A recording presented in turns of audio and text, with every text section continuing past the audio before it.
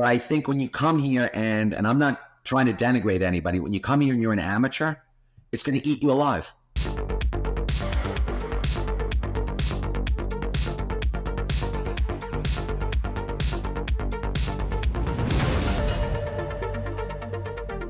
Hello and welcome to another episode of Behind the Lines, the only podcast purifying the sports betting industry. Remember to give us a like, download, follow us on all the socials at InPlay Live. And if you want to see what it's all about on the inside, we've got that promo code for you, Behind the Lines, all caps. I'm your host, Shane Mercer. That guy over there, Andrew Pace, the founder and CEO of InPlay Live. Pace, I got a lot of reaction to our episode from last week with the Power Play team coming on the show. And once again, I just want to give them big props for coming on the show and fielding a lot of tough questions. And since the airing of that episode, you and I have both received some emails from the Power Play team. I heard from their public relations specialist that they hired to seek publicity in the first place. And, we got a lot of reaction that came in from all of you out there, the audience, our listeners, viewers, the folks within the InPlay Live community, and some people from outside the InPlay Live community about the interview, which was, I think a really great opportunity to, one, get an inside look at what goes on behind the lines, so to speak, at a sportsbook, which is what we're here to do.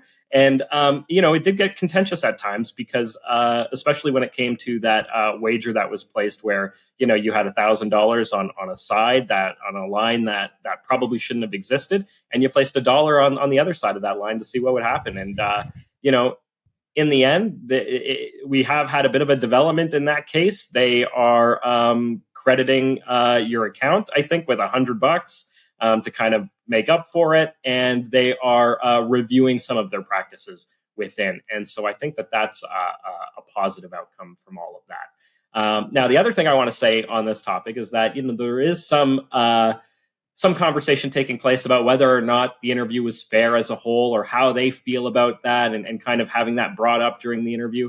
And I'll just say this, all of the conversations that have taken place before, during, and since, nobody on the Power Play side, nobody from their public relations team, and certainly nobody in our team here at InPlay Live felt that anyone was treated unfairly. The Power Play team wants to come back on the show at a future date. They want to come back on and engage with us again and have some of those tough conversations, which I think is absolutely fantastic that they want to do that and are willing to do that.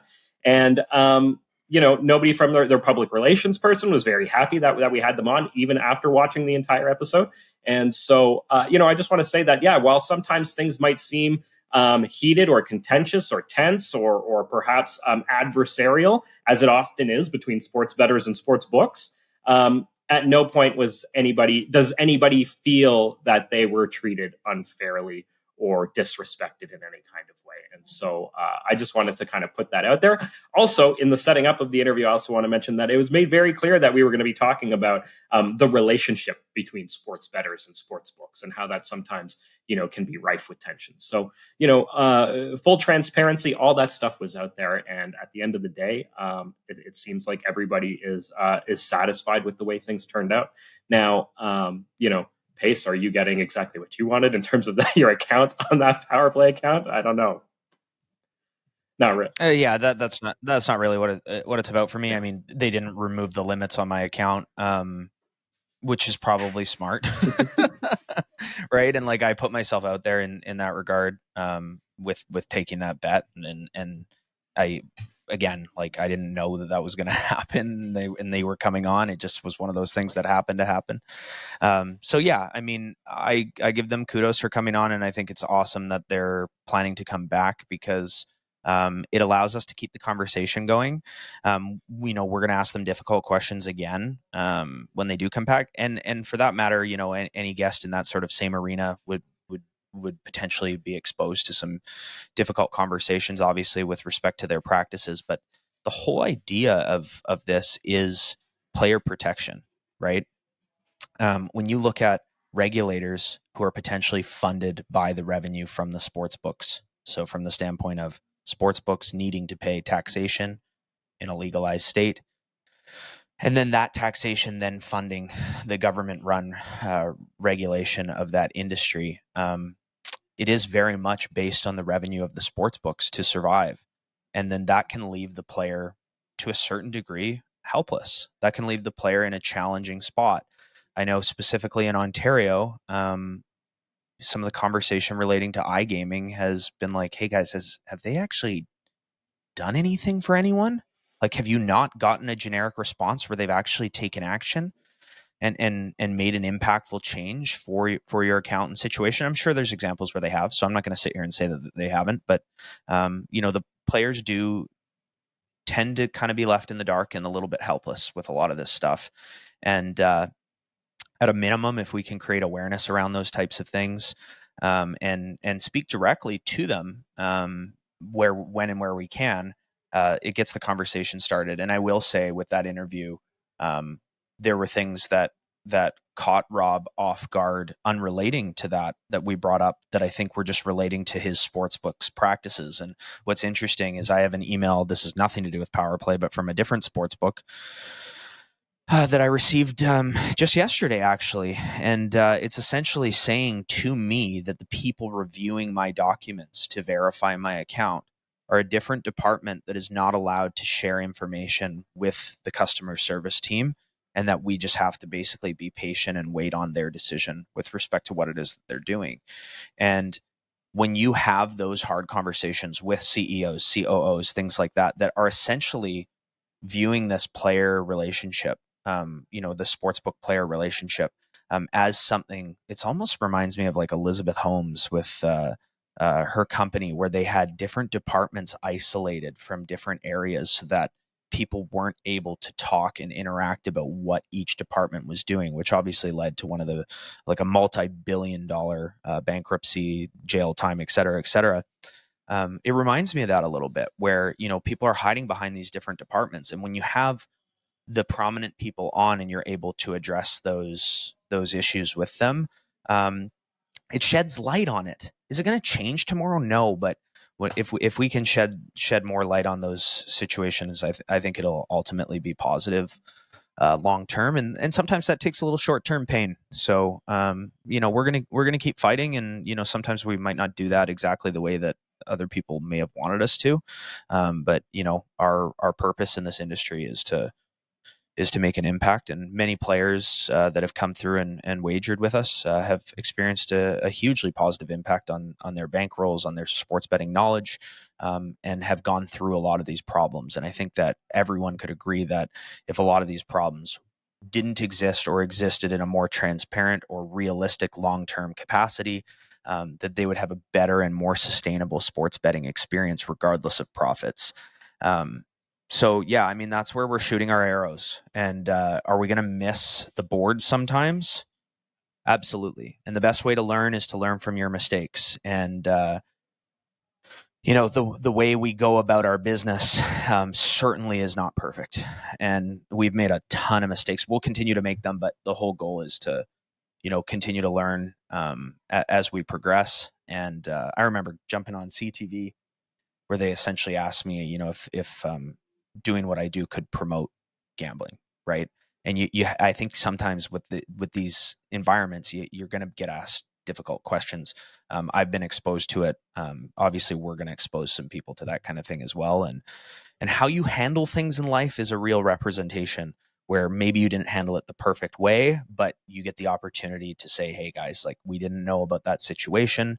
That is not our practice. And just one thing in our correspondence with Power Play since then, they have said, like, that is not our practice. And we're actively seeking, a scenario where there was a voided winning wager, and making sure that the losing wager is now voided as well, which is a hugely positive impact from that conversation. Yeah, one thing too that Rob pointed out that I thought was, this makes a lot of sense. But in Europe, especially, because that's where he's sort of operating from and where his experience comes from, he made the point that not too many people bet on the losing side of a wager, right? When you hang a line like that, right? He made the point that, hey, people don't usually place a bet on the side that's going to be a guaranteed loser. And so they typically don't look at those wagers, right?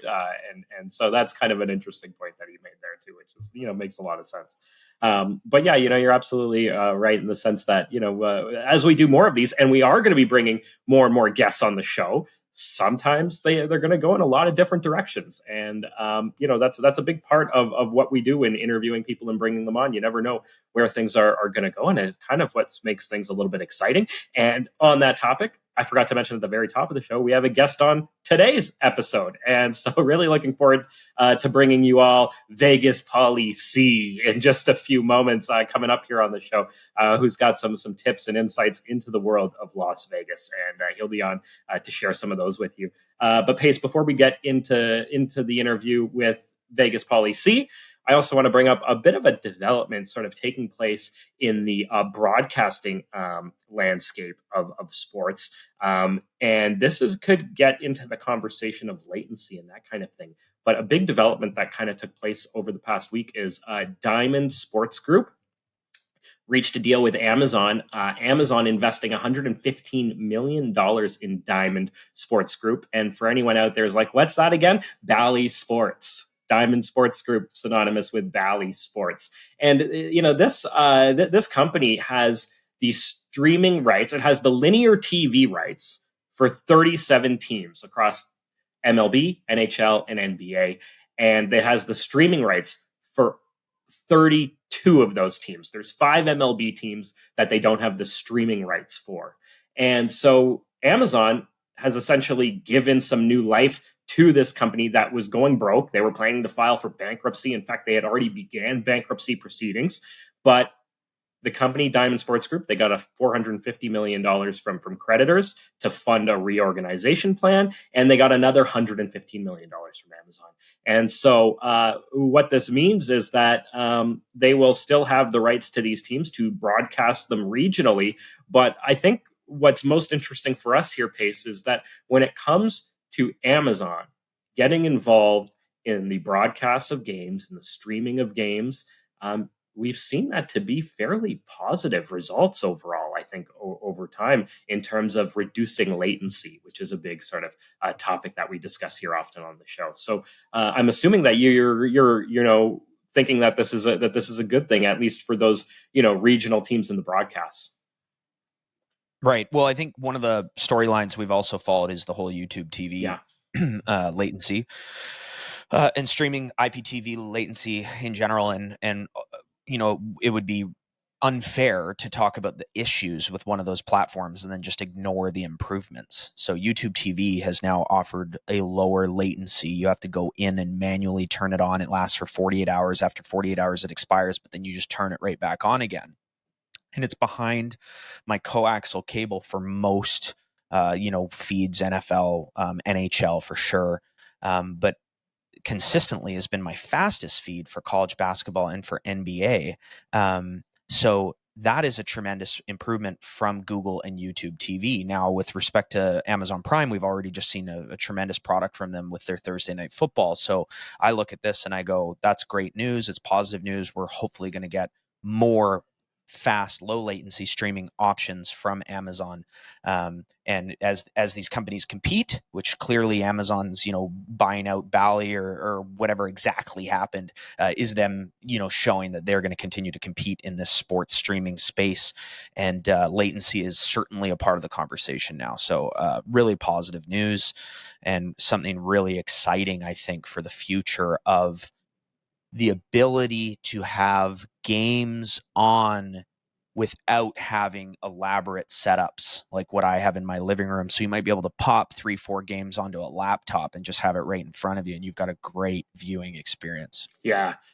Which is, that would just be fantastic. I know that Amazon is also sort of trying to create these more official partnerships with the leagues themselves. And so there's a lot of questions going on in the sports broadcasting world about this deal with Diamond Sports Group. And, is this going to help them, in securing those bigger, longer term streaming rights partnerships that Amazon is kind of trying to work on. So, I expect to see Amazon as a massive player in the sports broadcasting world as over the next few years, and for that to just continue to grow. And, when I think about that, I also can't help but think about the fact that here's a company that started off selling books online. It's just unbelievable to think of what it's done. Yeah, wild. Yeah, crazy. We're pretty wild and crazy. All right, on that topic of wild and crazy, Vegas Pauly C. For anyone out there that hasn't seen this guy on social media, he's got a ton of videos out there exposing all kinds of things about what goes on inside Las Vegas casinos, but also a lot of the other sort of elements in the Las Vegas sphere as well. And so we were lucky enough to connect with him and have him come on the show and share us some insights. So without further ado, here is Vegas Pauly C. Vegas Pauly C. Paul Contino, welcome to the show. Really glad to have you. Thanks for joining us, buddy. Thank you. Hi. I hope I nailed that right, because for all of you guys out there who scroll Instagram, TikTok, and other social media, you've probably heard the man himself say that at some point, especially if you are interested in sports betting, like most of our audience is. Chances are you've heard that sign off before. But Pauly C., for people who don't know you, tell us a little bit about who you are as a Vegas insider and influencer. Okay, so I started a company called the Comp Wallet about 4 or 5 years ago, and what it was going to do is it was going to replace all the snail mail delivery that takes place with the Vegas offers that come to you. And I was completely delusional and completely naive, and none of the casinos really wanted anything to do with me. So I got a couple of meetings with a couple of casino executives, and they basically said, well, who the hell are you? You're nobody. We don't want anything to do with your product. So I originally contracted with a rather large Vegas influencer, and she worked for me for about 8 months. And I didn't really feel like she was doing the job that she promised me that she would do. And she was charging me $4,000 a month. So I already walked incredibly long distances anyway, because I had been obese. I was 230 pounds. And when I was about 47, I had enough of that. My knee hurt, and I had all kinds of issues. So I decided to get ripped. I decided to get lean. So I already was walking 15 miles a day. So all I did on February 1st of 2022 is I combined TikTok Live along with my long distance walks. And day one, it was 2 people, then it was 3 people. And then all of a sudden I had a couple hundred people watching me. And I said, wow, this is easy for me. I'm in incredible physical shape, no ego. It's just reality. And I can walk long distances and talk to everybody. And, I always tell this to people, and I really mean it. You don't make Vegas as an influencer. Vegas makes you. So I know for a fact, like if I was in Miami, or if I was in New York, or if I was in Toronto, whatever I am there, I'm 10x in Vegas.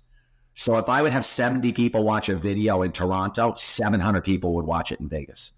So what happens with Vegas is it just becomes an accelerant to whoever you are. And then you become more and more into it, and then you start to do more and more. And I spent about a year bumbling around. And then in 2023, I decided to get a little more serious about it. I had about 80,000 followers, and I started making more content. I started making more videos. I started doing things that interested me, like great games to play, better odds on craps, better casinos, better places to stay. And when I started to make that content, my account just started to grow. And I said, wow, I'm getting a good reaction from, doing actual Vegas content instead of fooling around.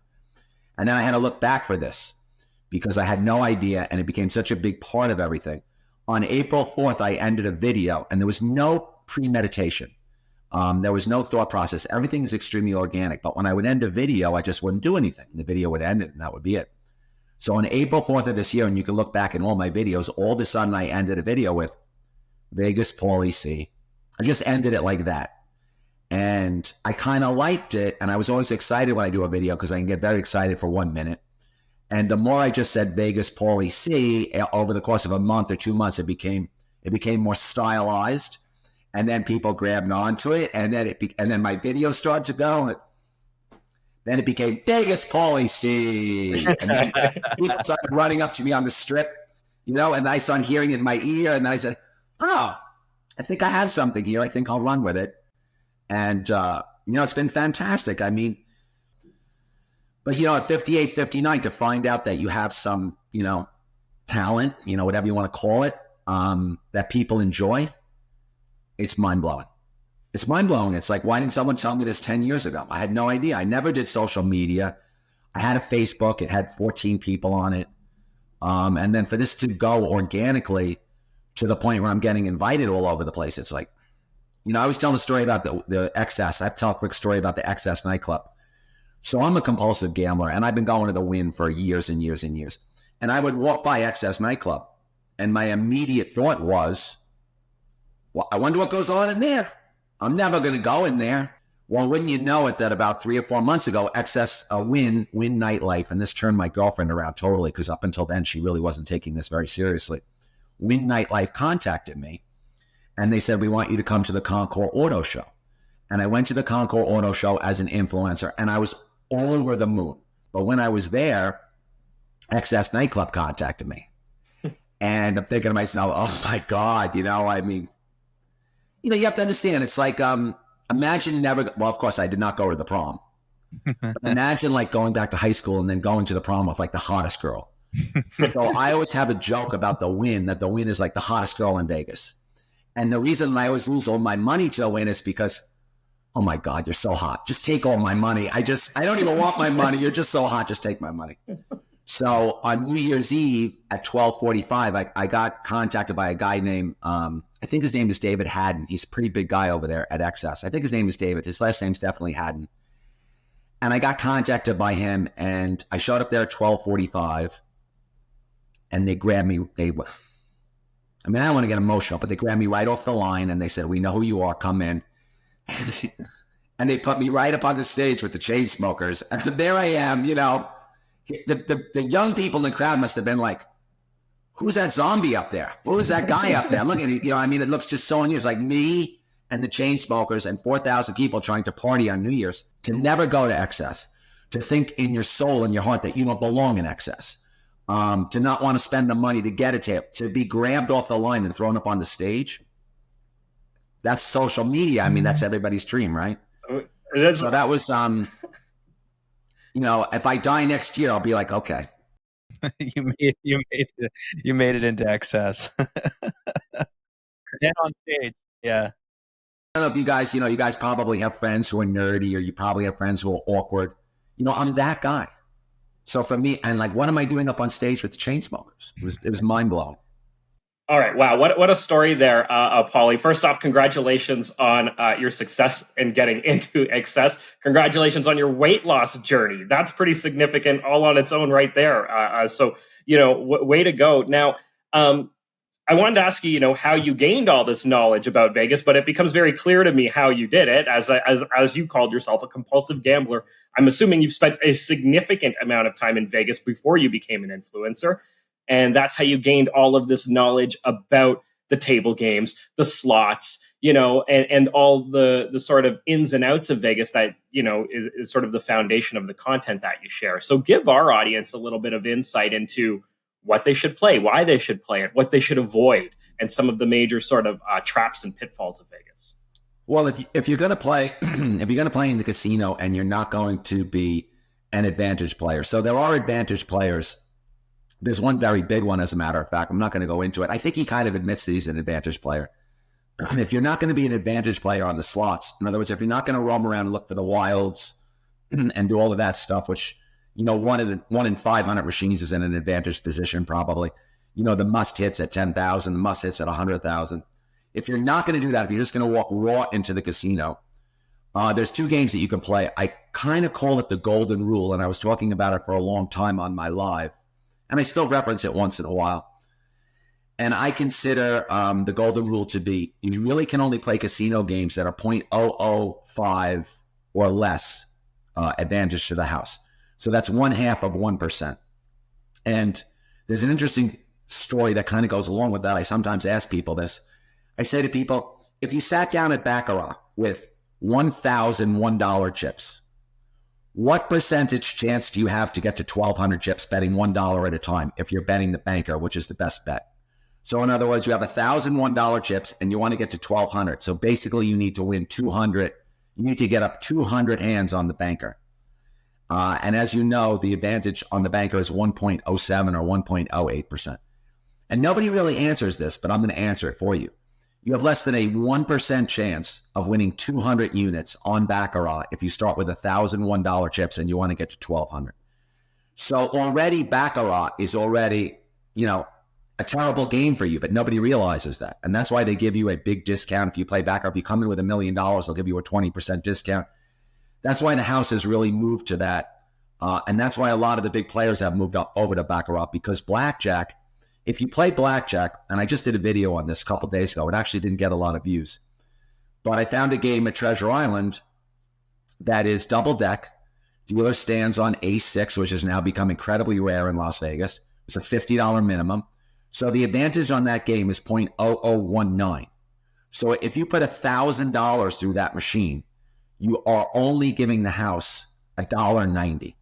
So you can play 20 hands over there for less than a dime a hand at $50 a hand.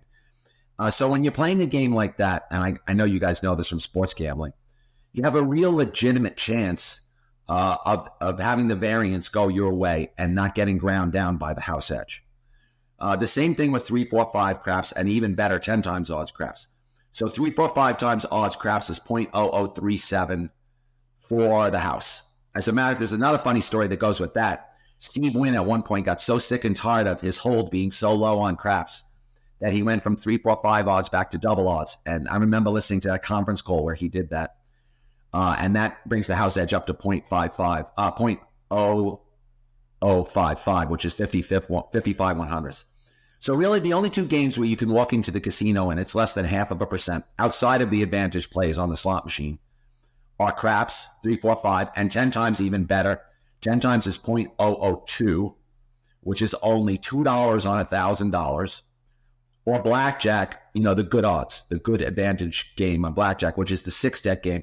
So the 6-deck game at the Aria, at Bellagio, at Venetian, at the Wynn, the 6-deck game with surrender, resplit aces, double after splits, that game is 0.0028. So you're only giving away $2.80 on $1,000 in action.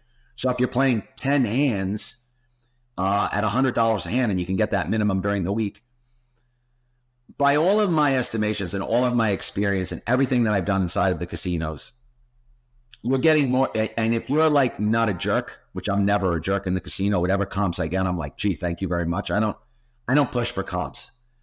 If you're not a jerk, you're getting more in comps than you're giving away in house edge. I got to ask you a question, Paul, because I mean, our viewers and everyone that's going to be listening to this podcast, we try to encourage people not to gamble, but from the standpoint of, Vegas promoting gambling and some of the losses that you've experienced over your life. And then obviously you understand math. So you go into some of the details of, the house edges for different games. What would your advice be to someone that is approaching Vegas from the standpoint of like the pitfalls and traps that are associated with the casino itself? So like to take a step back from needing to do it and more so looking at like the average, traveler coming into Vegas, like should they play? Or is that a dark path they're heading down? Should they not? Like, what would your advice be to them? Well, so, with Vegas, I used to say there were 3 things. There's really 4. So for me, and I'm sure you could add more, but there's 4 major pitfalls in Vegas. There's the girl thing, there's the alcohol thing, there's the food thing, and there's the gambling thing. And I say to my girlfriend, she doesn't want to give me this, but I say to her, honey, I don't do the drinking thing really. I kind of have my drinking under control. I certainly don't do the girl thing because she'll catch me like that. Plus I love her so much, but I do the gambling thing. And she says, yeah, but you're still doing the gambling thing. So if you're coming to Vegas, you need to know what your weaknesses are before you get here. There's people on planes right now landing in Las Vegas and they know they have a drinking situation and they're coming here and they know they're going to binge. There's people coming here who have a gambling thing. And from my experience with therapy, and I've been to therapy 3 times, where it lasted like 6 months. The therapists that I walk into, they're like, it's a fait accompli when you go in there and you tell them you're a compulsive gambler, that you're also an alcoholic. Now, for whatever reason, I'm not an alcoholic, but they tell me that 95% of compulsive gamblers are also alcoholics. So there's a tremendous tie-in there. So getting back to Vegas, Vegas is here for medical reasons. Vegas is here to give you that medicine that you need. It's here to give you that crazy food. I don't know if you guys have walked around, but there's plenty of people eating a lot of food in Vegas. It's here to give you that crazy alcohol. The girl thing is everywhere. They got showgirls on the strip. There's topless bars all over the place. We don't need to go into the greeters. That's what we call them on my show. We call them greeters. You know who I'm talking about. So if you come here, you should. I'm pretty much a pro at avoiding all of this stuff because I've been doing this for so long and I need to survive. But I think when you come here, and I'm not trying to denigrate anybody, when you come here and you're an amateur, it's going to eat you alive. Vegas Pauly C. You brought some really great wisdom, advice, tips to our show that I think our audience will very much appreciate. I want to just thank you for coming on and wish you all the best with the taco business. Thank you. Thank you very much. All right, Pace. That was Paul Contino. What a character there. Now, for everybody out there, we talked to Pauly C for a very long time, Pace and I. That wasn't the entire interview because we just couldn't jam it all into one episode. But that was some of the really great advice that he was able to share that sort of takes you kind of, behind the scenes in Las Vegas. And Pace, I guess, anything there surprising you? No, but I think it's important to touch on a lot of the things there. So we didn't air the whole interview because for the sake of our podcast, we really do want to focus on topics relating to some of the things we touched on earlier. So sportsbooks, player relationships, what's going on in the industry, regulation, edges, ways to win, et cetera, et cetera. And when it comes to Vegas as a whole, like obviously you could say this about the sports betting landscape as well, but when it comes to Vegas as a whole, it is an area that's known for gambling and known for losing, right? So if you get information, we always say this, information is power, and you learn about the ways to go about gambling in a more responsible way from the standpoint of good thing there, house edge, right? So when you're looking at a slot machine that potentially has a 10% edge versus a blackjack table or a craps table that has less than a 1% edge, losing less is more powerful. But at the same time, how does Vegas have a less than 1% edge on a blackjack table, serve you premium cocktails for free, have someone dealing you the cards as well as pit bosses and whomever else is going on, keep the lights on, all that kind of stuff, if they're only making like $1 for every $1,000 that you spend, or a couple bucks for every $1,000 that you spend. And the simple reality is if you sit down at a blackjack table or a craps table with $1,000, how often are you like, sweet, I lost $2 and I got a free drink, right? Like pretty much never, right? So there's more to it than just the edge. There's the psychology of how you play. People trying to time things that can't be timed, or can't be timed by the average player, I should say. And Vegas is they're doing okay. They are keeping the lights on and business is booming on the strip. So I think from an awareness standpoint, a lot of conversations with, a quote unquote Vegas insider that might tell you something about bringing comps into their edge. So you go, this particular game is less than a 1% edge or a 1% edge. But once I brought my comps into play, I ended up on the trip. So I got my free room, or I got, my free drinks, or whatever the case may be. That promotes gambling, because you end up going back and you end up making decisions that have negative expected value over the long term. Now, I've said this on the show before. I do gamble when I go to Vegas. I allocate a certain amount of money, which tends to be far less than 1% of my sports betting bankroll or sports betting wagers, far less. And I go there fully with the intent of losing those funds. I've come back with money a couple times, but more often than not, I do end up losing it. And the casino is a place where we don't, number one, want to be promoting, and number two, that we don't want to give people the perception that, like, quote unquote, with comps, you can, end up, for lack of a better term. That isn't a message that we want to necessarily promote. What we want to promote is creating awareness to the gambling space. And then on top of that, if you are going to engage in this behavior for recreational or entertainment purposes, we're not going to argue against that. Like I said, I do it myself. doing it in a way that's a little bit more intelligent, with a little bit more understanding of how you can lose less by being responsible. That's what I would say. Yeah, he had a lot to say there. For me as somebody who's going in there, I don't know that I could do all that math on the fly, especially as somebody who doesn't play a lot of table games or casinos or anything like that. I think if I go to Vegas, I got to just take that approach that, kind of like you said, a very small amount of money and be willing to kind of just lose it all and go have a little bit of fun. And maybe I'll, eat a couple great meals and have a few drinks and enjoy a show or something like that. That's probably it for me. Going to Las Vegas, but based on sort of how he kind of described it all there. Yeah. So from Shane, from the standpoint of line shopping, so if you think about the sports betting world and what we do, and obviously what a lot of our listeners do, if we have a live wager, and we've got -2.5 at one sports book and everywhere else is offering -3.5, you've usually gained an edge there. Not always, but you've usually gained an edge there, especially implying that the odds are the same regardless of the line. Because sometimes, someone might listen to this and be like, oh, everywhere's at -3.5 and I've got -2.5, but it might be -200, when what we're implying there is that the juice on there is more normal, for lack of a better term. So, closer to the -110 range, right? But from the standpoint of line shopping and what we do that to find value that will hopefully return a long-term profit. Now, we do turn a long-term profit, which is great. But taking that exact same approach and then going, okay, I'm going into a casino, and you look at the changes that have happened on the Las Vegas Strip. And this is just something for gamblers to be aware of. You don't even ever have to have gone to Vegas before, because it's a trend with casinos outside of Vegas, where blackjack has an edge, and blackjack achieving 21 on 2 cards returns 3-2 at the table. Well, across the Strip now, it's 6-5. So just like that, the change in the price that you are playing at went heavily to the house.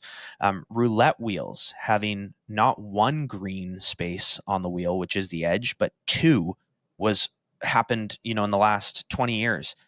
So many of them now are at 3 green spaces, which I think tilts the edge up to like 11% or something like that. I haven't looked at the numbers specifically. So when you are doing this stuff, sometimes the difference of losing potentially 1% versus 10 or 11, but again, we're not talking about winning, we are still talking about losing, is that same process of just doing a little bit of line shopping to still have fun and enjoy yourself and blah, blah, blah, but just doing it a little bit smarter if you're going to engage in that arena. Yeah. I think for me personally, I would do it so little that it almost wouldn't be worth the time and investment to even do the shopping. If I'm going to go do it, I'll throw some money down and, let it go, and that'll be it. And then we're out. Take my money. Kind of thing. Take my money, have it, and then give me a free drink while you're at it. And hey, I'm happy. And then I'm done and out of there. On that topic of line shopping, though, we have got a great tool that we use at In Play Live. I've been watching it quite often on the Pro Discord audio stream. So if you're a part of In Play Live already and you're just in members, well, we have the Pro members, and we have audio streams in addition to the live streams that you're probably familiar with already. And we use the Odds Jam tool quite frequently to shop lines and see where the lines are at and that kind of thing. Pace, a lot of people, I think, really appreciating the Odds Jam tool feature. Yeah, OddsJam's a great tool, and from the standpoint of screen real estate, not a lot of people have multiple devices and things like that, and you're condensing dozens of sports books into one screen. You still have to then go to that sports book to place the bet, but you're getting that information in a fast and condensed way so that you can see multiple lines at the same time, and it's kind of like a little tool in your back pocket that ensures value relative to the other lines that you're taking. And also too, I've been a huge victim of this. So people will notice this that I do on the live stream. Sometimes because of the way I bet, I will be looking at a game and I'll almost make up a line in my head that I want to wager on. So it's like, if I could get this right now, this would be the bet that I'd want to take, where I haven't even necessarily looked at the lines yet. And then I might see that line and feel like I'm getting value on it and place the bet not having scanned. And OddsJam will help keep you in check where you go, oh, you liked -3.5, but you can actually get -2.5 at 2 or 3 other sports books. You can quickly see that information before placing the wagers, which is really helpful. We do have a promo code if anyone wants to try out OddsJam. It's a free trial for 7 days, and then thereafter you get a nice discount. So if you use code InPlayLive, you get 35% off your first month, but then it's full price after that. If you use code InPlayLive, you get 15% off in perpetuity, so ongoing. So check that out, guys, if you're interested. Yeah, pretty cool stuff there. All right, well, that just about does it for this week. Next week, we're going to be talking about exchanges. Pretty cool stuff. More guests coming up, as I mentioned last week, and I'll continue to kind of promote. We are going to be bringing you all a lot of different voices from the sports betting world and the world of betting generally. Like today, we heard from Vegas Pauly C in Vegas. So, we'll expand a little bit in that sense, but we will still keep it very much focused on sports. And yes, next week, we're going to hear from the CEO of an exchange, which is still a fairly new concept, I think, in North America, sort of tried and true on the other side of the pond, but very new here, and really excited to have them on and chat with them and kind of explore this topic. I don't think I fully understand it myself in terms of exactly how it works yet, so really excited to kind of dig into that and learn a bit, and hopefully all of you out there will learn something from that too. So that's coming up next week, and until then, pace. Keep beating those books. Right. And on a final note on keep beating those books, whether it's a casino or whether it's the sports books themselves, we've just seen problem gambling does exist, and it exists in a very, very real way. Recognize the signs, put yourself under the microscope, whether you like it, love it, hate it, whatever the case or impact it's been on your life. If it's continuing to provide you with losses and net negative returns, make a change, right?